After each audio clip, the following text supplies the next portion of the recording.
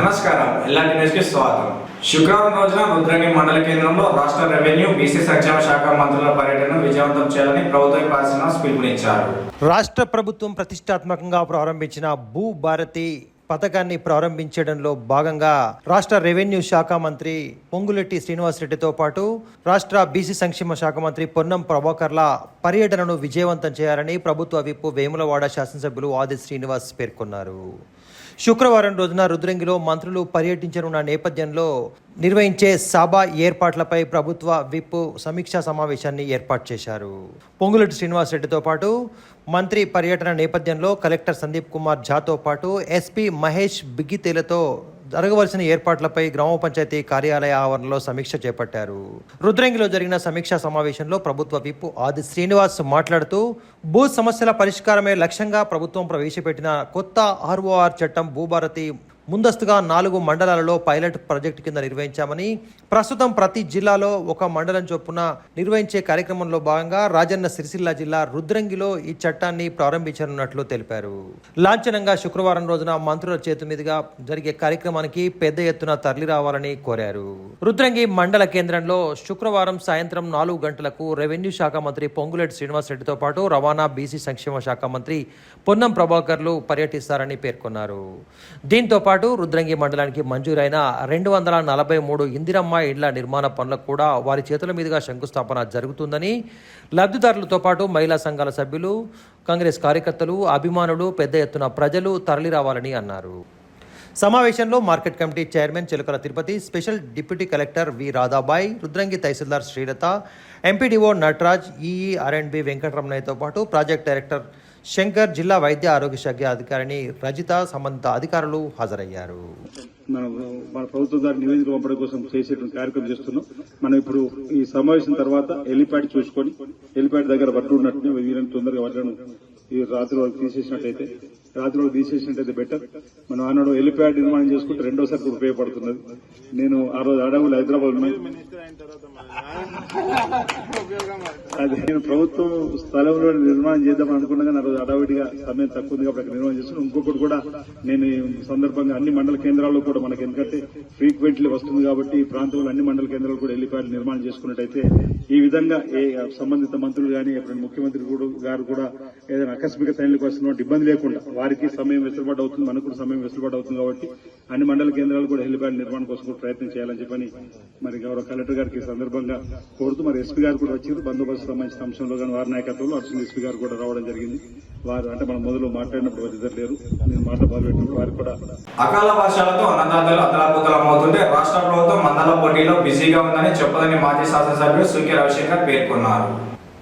ఓవైపు అకాల వర్షాల వల్ల ధాన్యం తడిచిపోయి రైతులు అరిగోస పడుతుంటే మరోవైపు రాష్ట్ర ప్రభుత్వం మాత్రం అందాల పోటీలపై శ్రద్ధ వహించి రైతులను నిర్లక్ష్యం వహిస్తుందని చొప్పదండి మాజీ శాసనసభ్యుడు సుంకె రవిశంకర్ పేర్కొన్నారు.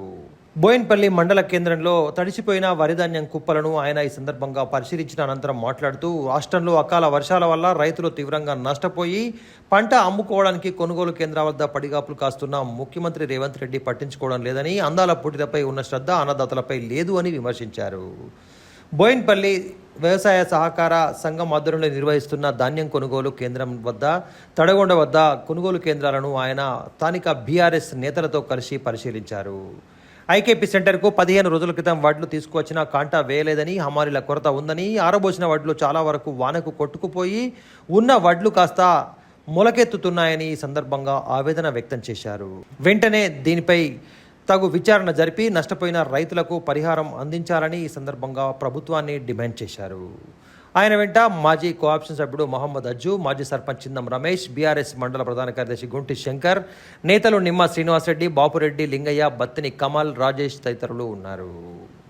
అయిపోయినటువంటి పరిస్థితి వచ్చింది కనుక వెంటనే కలెక్టర్ గారైనా ఇది చొరవ తీసుకోవాలి.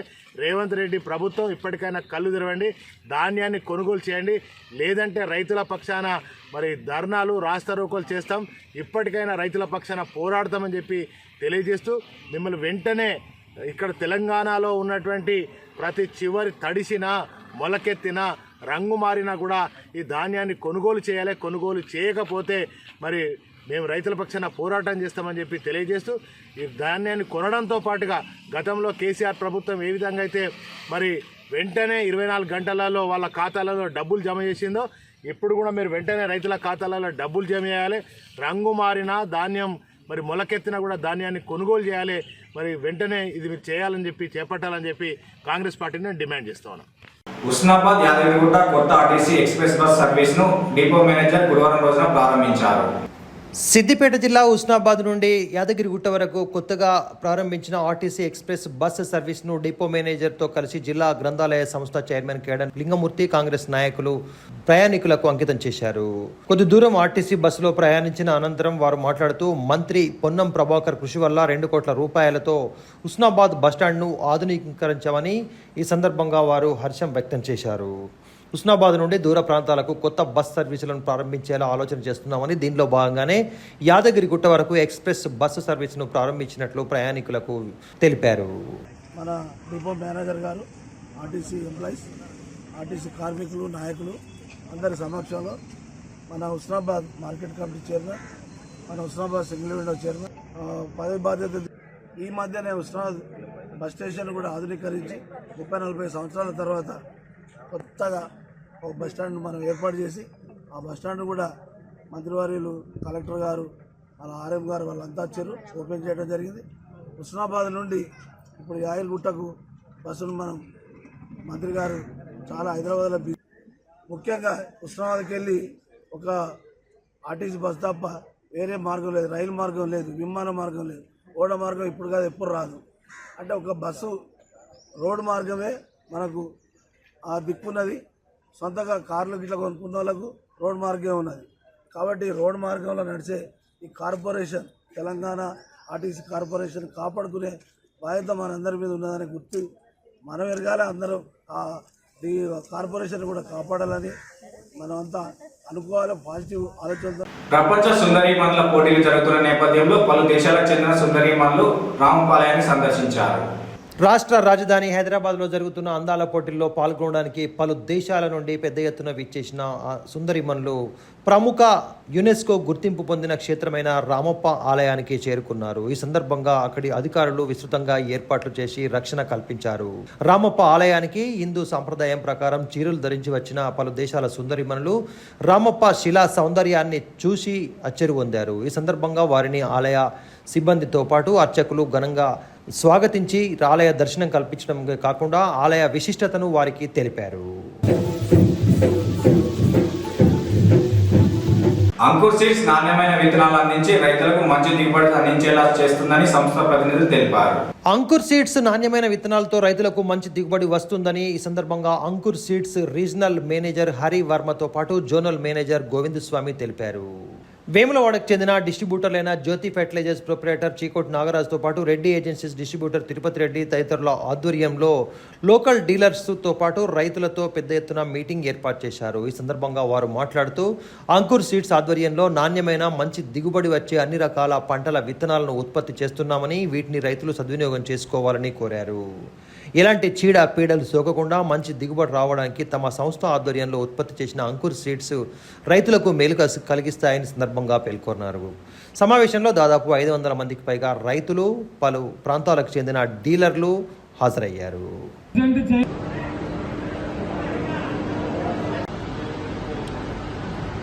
అంకుర్ సీడ్స్ ప్రైవేట్ లిమిటెడ్ వారు 50 సంవత్సరాలు పూర్తి చేస్తున్న సందర్భంగా ఈరోజు వేములవాడలో అంకుర్ అన్నదాత రైతు సదస్సు నిర్వహించడం జరిగింది. ఈ ప్రోగ్రాంలో అంకుర్ సీడ్స్ ప్రైవేట్ లిమిటెడ్ వారి తరఫు నుంచి వేములవాడ చుట్టుపక్కల మొత్తం 20 నుంచి 30 గ్రామాల నుంచి రైతులు ఇచ్చేయడం జరిగింది. ఈ మీటింగ్లో మొత్తం అందరూ ఇప్పటి వరకు 512 మంది రైతులు వచ్చారు. ఈ మీటింగ్ పెట్టడానికి ముఖ్య కారణం ఏంటంటే అంకుర్ కంపెనీ వారిది 3 పత్తి రకాలు ఈ మధ్యనే ఈ నూతన సంవత్సరంలో విడుదల కావడం జరిగింది. Ankur company Ankur Anish BG2, Ankur 888 BG2 మరియు అంకుర్ శుభం BG2. అలాగే వరి వడ్లలో అంకుర్ 788 అనే హైబ్రిడ్ వడ్లు దొడ్డు రకాల్లో ఏదైతే 120 రోజులకు వస్తుందో ఐకేపీ సెంటర్లో గ్రేడ్ ఏలో పోతాయని చెప్పడం జరిగింది. అలాగే చివరిన అంకుర్ భాస్కర్ అనే మొక్కజొన్న గురించి రైతులకు వివరించడం జరిగింది. ఈ యొక్క సదస్సుతో ఈ అంకుర్ సీడ్స్ ప్రైవేట్ లిమిటెడ్ వారు రైతే రాజని చెప్పి నిరూపించుకొని రైతు ఇంట సిరుల పంట కాయాలని కోరుకుంటూ అధిక దిగుబడులు అధిక రాబడులను కోరుకుంటూ అందరికీ రైతులందరికీ ఇక్కడ ఇచ్చేసిన రైతులందరికీ మనస్ఫూర్తిగా శుభాకాంక్షలు తెలుసుకుంటున్నాం. ఇలాగే చుట్టుపక్కల రైతులందరూ కూడా అంగూర్ సీడ్స్ వాళ్ళ ఉత్పత్తులన్నీ వాడుకొని అందరి ఇంట్లోని సిరుల పంటలు కురవాలని కోరుకుంటున్నాం.